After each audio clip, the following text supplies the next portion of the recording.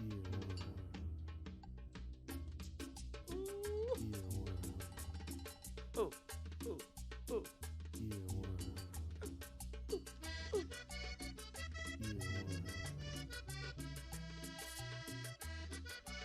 Oh, here we go. Earworms podcast. Back again. What's up, everybody? This is Diego, and you are listening to the Earworms podcast. I've been gone away for a little while. Real life taking over, of course. But today I've got something spectacular for you guys. I got a brief interview with some of my friends from the band Nemegata from Colombia. And they taught me a little bit about Andres Landero, and it's what I can't stop listening to. So without further ado, the interview with the band Nemegata.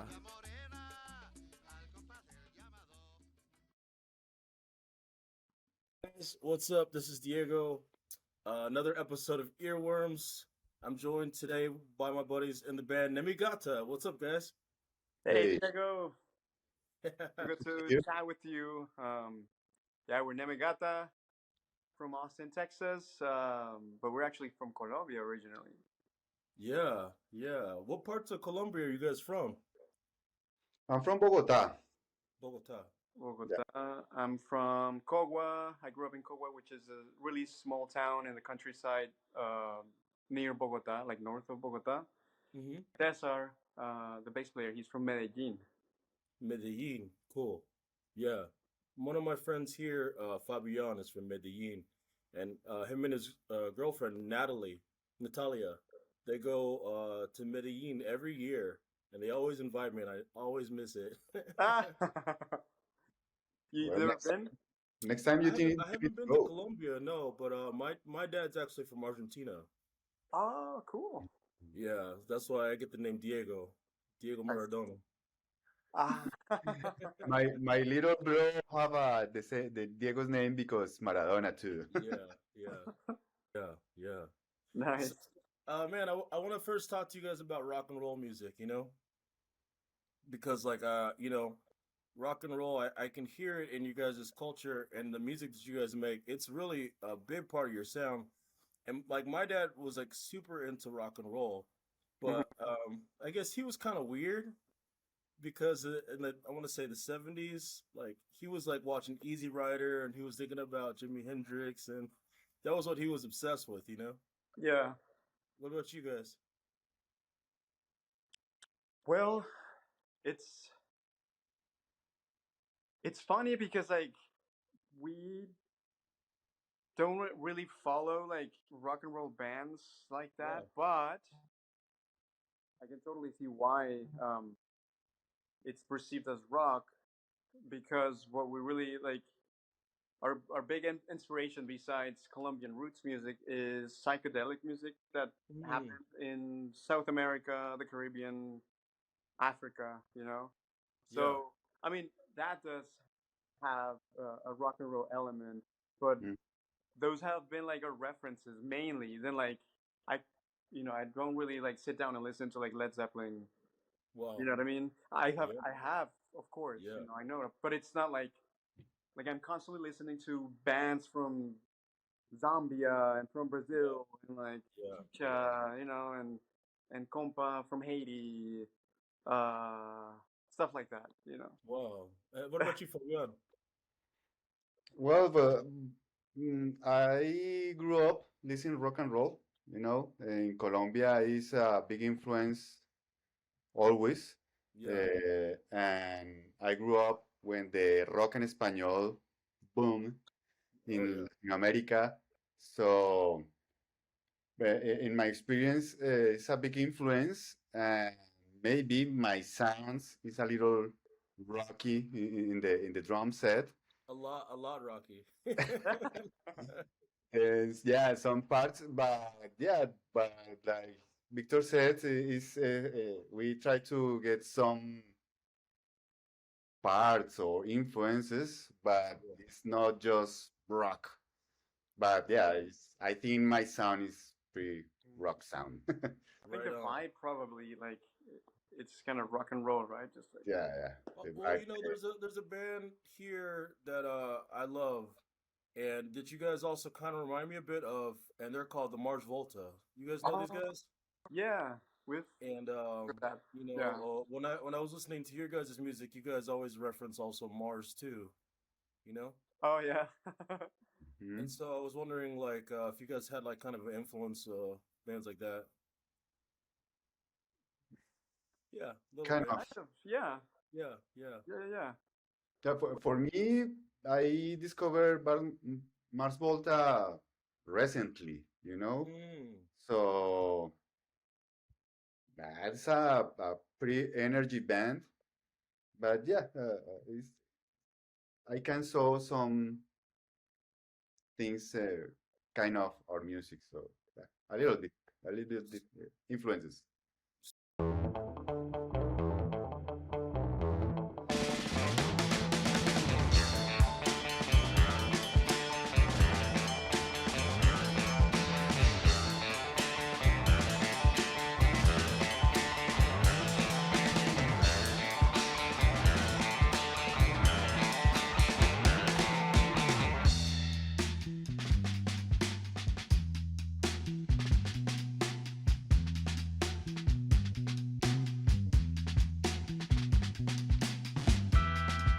Entre el suelo y las miradas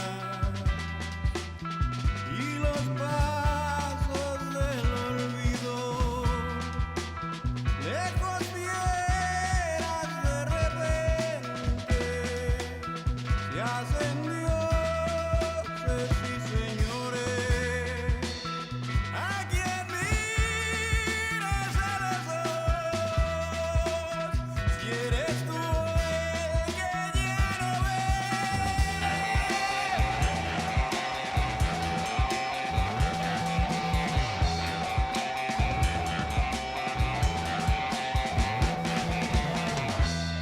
Y basura y mil monedas en las manos y en la hoguera. Más basura, dos monedas, con engaños, mil maneras.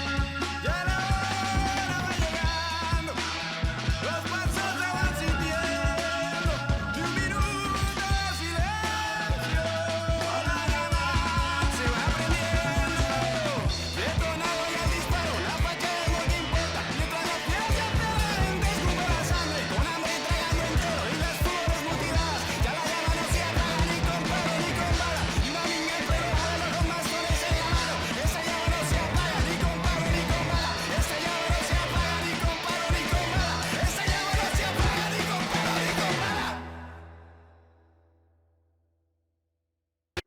So I would say like I left Austin right when like before COVID happened.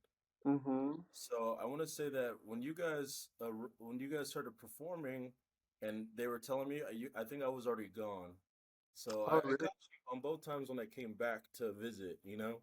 But I'm so glad I met you guys, man. Such a cool band, and I agree. I mean, Clever, you guys are probably Clever's favorite band for sure in Austin right now. And he's just like, there's no band that's doing anything close to what you guys are doing. But what we talk about a lot is how a lot of the bands in Austin, especially, are like the same type of band. You know, the same type of rock band. Hmm. And but what people really truly like there is like when people bring their own culture. You know, Of and so I course. feel like you guys do that really well. You know. Thank you. Thank you. Yeah, yeah. Cool. So cumbia. Um, okay, I know a little bit about like the chicha, the Hmm. psychedelic cumbias, you know? Os Mutantes just played a festival in Acapulco, and that turned me on to the band the Meridian Brothers. Oh yeah. Mhm. They're weird, man. Such a weird band, you know? But really cool, you know, like as far as Mhm. like psychedelic cumbia, but then I feel like you guys are so poetic with the lyrics.